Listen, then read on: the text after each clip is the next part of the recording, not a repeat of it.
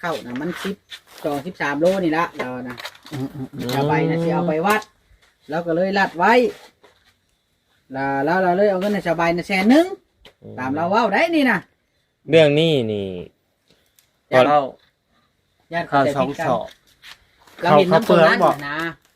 เราเห็นน้ำตรงนั้นเรา สอ อง ธิ สอบบ าย เปลือกข่อยชี้เป็นข้าวสารมา มันก็สิตกวันสอบนึงเนาะ